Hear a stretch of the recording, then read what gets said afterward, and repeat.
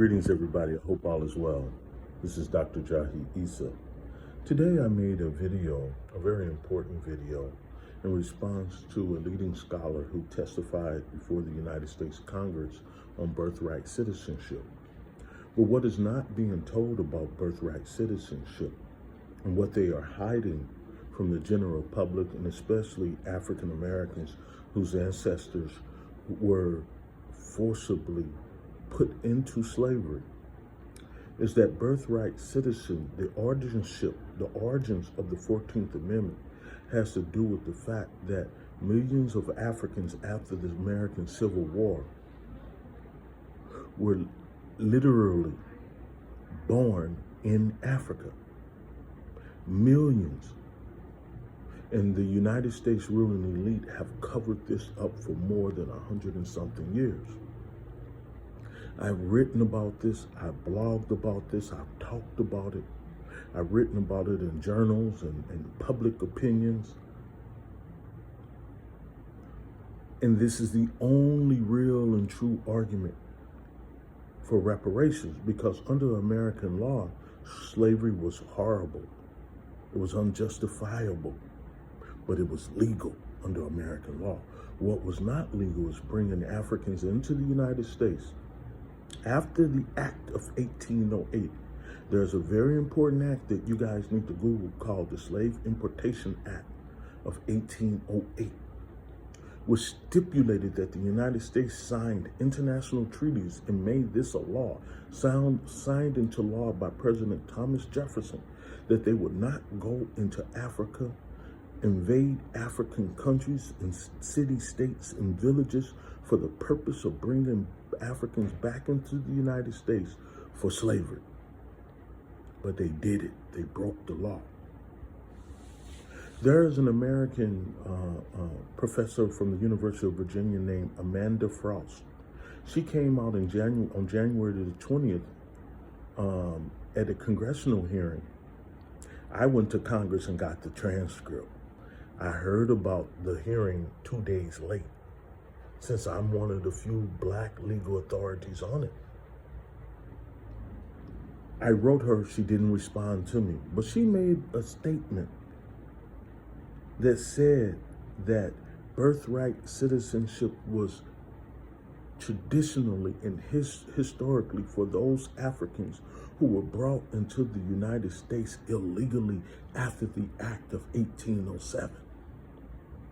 And now they are trying to write Black people out of history for the purpose of what I believe is a future potential genocide. This is what it's about. Wipe out their history. They have no memory. Buy off their intellectuals who cannot talk about it. And then you have set the right pattern for a Gaza-style genocidal campaign. This is one of the reasons why I was forced out of the United States with threats on my life, because I refused to sign letters saying that I would support Israel. And one of the reasons why they wanted me to do that was to quiet me on my research on the illegal slave trade. Trump's birthright citizenship is about Black Americans, so-called foundational Black Americans, but Africans who were brought into the United States illegally after the Act of 1808. And they tried to cover this up. The 14th Amendment was a cover-up of the illegal slave trade, in which I have always made the argument that African Americans' citizenship is plausible,